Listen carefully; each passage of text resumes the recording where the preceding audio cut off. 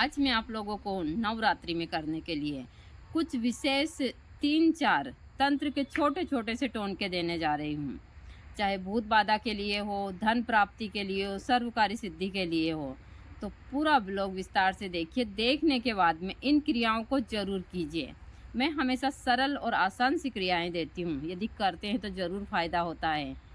गुप्त नवरात्रि में बहुत सारी ऐसी साधना है जिनको कर कर आप घर बैठे और बहुत सारी चीज़ों का लाभ उठा सकते हैं।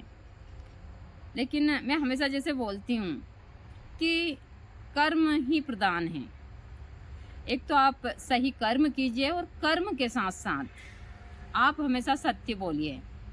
चाहे आप सत्य के लिए अकेले ही क्यों ना खड़े हो, क्योंकि सत्य में बहुत ताकत होती है।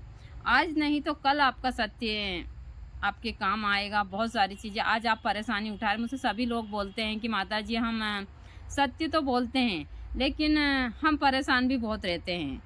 तो सत्य परेशान हो सकता है, परास्त नहीं हो सकता है। तो आप लोग धैर्य रखकर अपने कार्य करते जाइए। आज नहीं तो कल सफलता ज़रूर मिलेगी। और पूरा वीडियो विस्तार से देखते हैं तो आपको हर प्रकार की जानकारी मिलती है। तो मैंने बहुत ही सटीक और छोटी छोटी सी जानकारियाँ 3-4 डाली है, आप देखिए और इनको गुप्त नवरात्रि में कर कर अपने घर में। जय माता दी सभी को, हर हर महादेव। आज मैं आप लोगों को तंत्र में सर्वकारी सिद्धि के लिए गुप्त नवरात्रि में करने वाले, चाहे महिला हो या पुरुष हो, 2-3 तंत्र के छोटे छोटे से टोटके देने जा रही हूँ। एकदम सरल और आसान से है।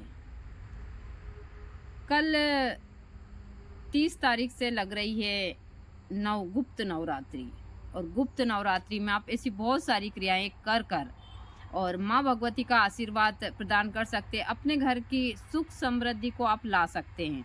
यदि आपके घर में बहुत लड़ाई झगड़ा हो रहा है तो आप छोटे छोटे से उपाय कर कर अपने घर के लड़ाई झगड़ा को शांत कर सकते हैं। यदि आपके घर में धन की कमी है, इसके लिए भी मैं छोटे छोटे से टोटके दूंगी, इनको करिएगा ज़रूर। देखिए, मैं हमेशा वही चीज़ें देती हूँ जो भक्त आसानी से कर ले। आपको सबसे पहले क्या करना है, कल 30 तारीख यानी कि घट स्थापना के दिन आप माता रानी के लिए बाजने वाली पायल, एक चुंदड़ी और पूरा सुहाग का सामान लाइए। यह लाकर आप जहाँ भी माता रानी का मंदिर हो या फिर आपके घर में यदि छोटी सी भी माता रानी की प्रतिमा हो तो आप अपने घर के ऊपर यह क्रिया कर सकते हैं।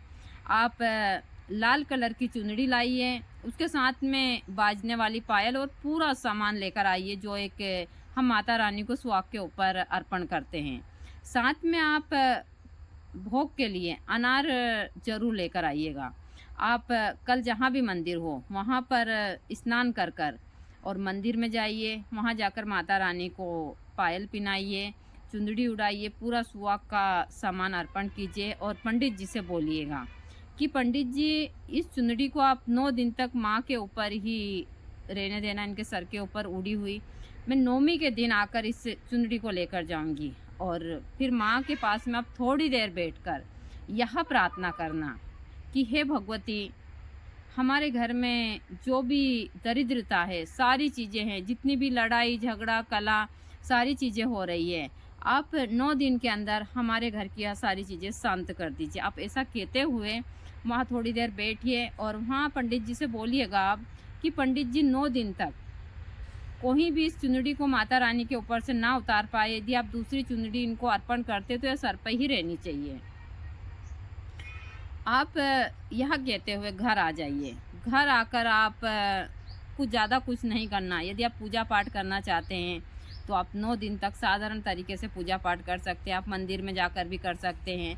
आप नौमी के दिन मंदिर में जाइए, आप वहाँ अच्छे से पूजा पाठ कीजिए। हो सके तो आप दुर्गा सप्तशती का वहाँ पाठ करवाइए, कन्याओं को भोजन करवाइए और पंडित जी को दान दक्षिणा देकर आप वह चुंदड़ी अपने घर ले आइए। अपने घर लाकर आप उस चुंदड़ी को सुरक्षित स्थान के ऊपर रख दीजिए। जब तक वह चुंदड़ी आपके घर में रहेगी, माता रानी की कृपा आपके घर के ऊपर हमेशा बरसती रहेगी। वह चुंदड़ी माँ के सर के ऊपर से आपके ऊपर आएगी तो आप समझ लीजिए कि आपके घर के ऊपर माँ भगवती का आशीर्वाद हमेशा बना रहेगा जब तक वह चुंदड़ी आपके घर के ऊपर रहेगी। यह इतना सरल और आसान सा प्रयोग है, इसको कर कर ज़रूर देखिएगा। इसमें ज़्यादा कोई खर्च नहीं है आपका। मैं हमेशा सरल और आसान से प्रयोग देती हूँ ताकि आप लोग घर बैठे कर सकें। यदि आपको संतान नहीं हो रही है तो आप 9 दिन तक दोनों पति पत्नी 9 कन्याओं को भोजन करवाइए, उनके पैर पड़िए और थोड़ी दान दक्षिणा दीजिए कल से। आप और उनसे प्रार्थना कीजिए अपनी पुत्र प्राप्ति के लिए, संतान प्राप्ति के लिए। 9 दिन तक कंटिन्यू यह चीज़ें कीजिए और जब वह कन्याएं आपके घर में आती है तो आप एक कुमकुम की और एक हल्दी की थाल रखिएगा। जब भोजन करने आती है तो उनका एक पैर कुमकुम में और एक पैर हल्दी में रखकर अपने घर में उनका प्रवेश करवाइए। यह क्रिया प्रतिदिन 9 दिन तक कीजिए आप। फिर देखिए आप कि आपके घर में कितनी सुख समृद्धि और संतान की प्राप्ति होती है कि नहीं है। हमारे यहाँ ज़्यादातर कहा जाता है कि जो संतान में जो दिक्कत आती है वह पितृदोष के कारण आती है। यदि हमारे पितृ रुष्ट होते हैं तो हमारे घर में लड़ाई झगड़ा कलह, इसके लिए भी मैं हमेशा देती रहती हूँ।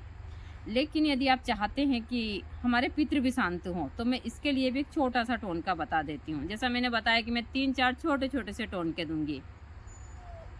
यदि आप चाहते हैं कि आपके पितृ आपसे प्रसन्न हो और आपके पितृ रूठे हुए हैं तो आप यह छोटा सा प्रयोग कर कर जरूर देखिएगा। आप आज से ही, आज बुधवार है और आज है अमावस्या। अमावस्या की रात्रि से दक्षिण दिशा में बबूल के पेड़ के नीचे आप रात्रि के समय भोजन रखिए और भोजन में आप खीर पूरी जो भी हो सके 9 दिन तक अच्छे से भोजन बनवाइए।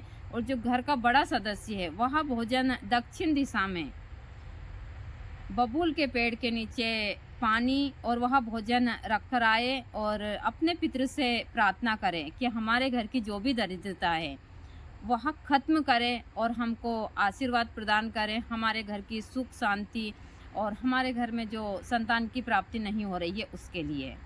यदि कंटिन्यू 9 दिन तक इस प्रकार से आपने बबूल के पेड़ के पास में भोजन रखते हैं और सच्चे मन से पितृ के लिए प्रार्थना करते हैं तो आपके पितृ प्रसन्न होकर और देवता रूप में आकर तो आपको आशीर्वाद देते हैं।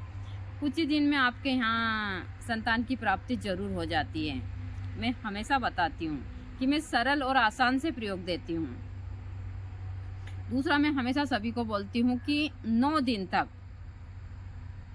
आप सभी लोगों को अपने घर के सामने घी का दीपक लगाना चाहिए गौधूली बेला में शाम के समय 9 दिन तक। और 9 दिन तक दीपक लगाते हुए आप यदि आती गौ माता को एक आध रोटी भी खिला, सुबह तो सभी खिलाते लेकिन शाम के समय गौधूली बेला में यदि आप 9 दिन तक गौ माता को खाना खिलाते हैं और एक सरसों का या फिर घी का दीपक लगाते हैं तो इससे भी आपके घर में बहुत सारी खुशियाँ आती है। लेकिन मैं हमेशा बोलती हूँ कि जो भी भक्त हैं वहाँ सिर्फ यही सोचते हैं कि हमको सारी चीज़ें सरलता से मिल जाए, कर्म कोई नहीं करता है। मैं हमेशा बहुत सारी साधनाएं देती रहती हूँ। मैंने नवरात्रि में करने के लिए भी बहुत सारी साधनाएं दी है लेकिन कोई इन साधनाओं को करता नहीं है। इसी के साथ साथ आप एक और प्रयोग कर लीजिए जो एकदम सरल और आसान है। आप कल जब भी अपने घर में नवरात्रि का दीपक जलाएं तो आप 9 गोमती चक्र लें और 9 गोमती चक्र के साथ में 9 काली हल्दी के टुकड़े लें और काली हल्दी ना मिले तो आप पीली हल्दी ही लें। आप 9 गोमती चक्र 9 काली हल्दी के टुकड़े इनको लाल कपड़े में बांधकर जहाँ पर आप माता रानी की जोत जलाते हैं उस जोत के पास में इन सारी सामग्रियों को रख दीजिए। 9 दिन तक आप ज़्यादा नहीं तो माँ लक्ष्मी के बीज मंत्र से, मैंने बीज मंत्र बहुत जगह दिया है अंदर, आप वहाँ से बीज मंत्र लेकर और 9 दिन तक ज़्यादा नहीं तो 108 बार कमल गट्टे की माला से जाप कीजिए। 9 दिन के बाद में आप पूजा पाठ कर कर, हो सके तो आप नवमी के दिन हवन वगैरह कर कर और जो वहाँ गोमती चक्र और हल्दी की गांठ है उसको अपने धन के स्थान पर रख दीजिए। यदि आप इस प्रकार से यह क्रिया करते हैं तो माँ लक्ष्मी की कृपा पूरे साल आपके घर के ऊपर बरसती है। मैं सरल और आसान से बहुत सारे प्रयोग देती रहती हूँ। यदि आप सही तरीके से करते हैं तो फ़ायदा ज़रूर होता है, ऐसा नहीं है। लेकिन जैसा मैं हमेशा बताती हूँ कि करते कोई नहीं है, सिर्फ मेरे वीडियो भी देखकर छोड़ देते हैं, यहाँ तक कि लाइक तक नहीं करते। मैंने चीज़ें देखी है। तो बहुत सारी चीज़ें आपको यह चीज़ें करनी चाहिए। जब कोई आपको सुविधा से कुछ दे रहा है तो आपको लेना चाहिए, क्योंकि पता नहीं कल मैं रहूँ ना रहूँ। और जिस हिसाब की चीज़ें आजकल चल रही है और जैसा मैं लोग बहुत सारी चीज़ें घोल मोल कर देते हैं, लेकिन मैं हमेशा सरल और आसान से प्रयोग देती हूँ कि आप लोग घर बैठे इनको कर और अपने जीवन को सुखी करें। लेकिन मुझसे भी भक्त कहते हैं कि माता जी, जो क्रियाएं आप देती हैं उनसे काम तो होता है, लेकिन हम इन चीज़ों को कैसे करें। सभी ज़्यादातर ये चीज़ें बोलते हैं, हमको काफ़ी दिक्कत आती है करने में, लेकिन ऐसा नहीं है। यदि आप सही तरीके से करते हैं तो फ़ायदा ज़रूर होता है और सभी को करनी भी चाहिए। देखिए, इस दुनिया में हम कुछ लेकर नहीं जाएंगे तो सिर्फ हमारी जो कुछ थोड़ी बहुत अच्छाई है वही लेकर जाएंगे, लेकिन सब कुछ यहीं रह जाएगा। यदि आपको मेरे वीडियो अच्छे लगते हैं तो आप चाहे मेरी फेसबुक पर हो या फिर मेरे यूट्यूब पर हो, इनको सपोर्ट ज़रूर कीजिए, ताकि थोड़ा फ़ायदा मुझे भी और मुझे अच्छा लगे जब यह सारी चीज़ें आगे बढ़ती है। और यह चीज़ें मैं खुलकर बोलती हूँ कि अब मेरी जो कुछ चीज़ें चलती हैं वह सोशल मीडिया से ही चलती है। जो मेरा आश्रम का सारा खर्च चलता है, मैं किसी से दान दक्षिणा नहीं लेती हूँ या मेरे आश्रम पर डोनेशन से नहीं चलता है। जो मेरा आश्रम चल रहा है, मैं कुछ भक्त के हवन करती हूँ, उनके काम होते हैं, उनसे हो चलता है। और बहुत सारी चीज़ें मेरी सोशल मीडिया से चलती हैं। तो यह चीज़ें मैं बताती भी रहती हूँ, क्योंकि सत्य हमेशा बोलना चाहिए, ऐसा नहीं है। और कुछ जो मेरी कृषि की ज़मीन है उससे चलता है। गुरुजी के बाद में सारी जिम्मेदारी मेरी है और आज के ज़माना का जो खर्च है वह काफ़ी बड़ा उस हिसाब से है। और जहाँ मैं रहती हूँ वहाँ कोई गांव शहर या नहीं है, सिर्फ जंगल है। यहाँ ऐसा नहीं है कि बहुत उस हिसाब की चीज़ें हैं, यहाँ सिर्फ जंगल है और मैं इस जंगल में ही मंगल मनाती हूँ, जैसा मैं हमेशा बोलती हूँ। और भगवती की कृपा है तो सारी चीज़ें उस हिसाब से हैं। तो आप लोग इन छोटी छोटी क्रियाओं को कर अपने जीवन को ज़रूर सुखी बनाइए।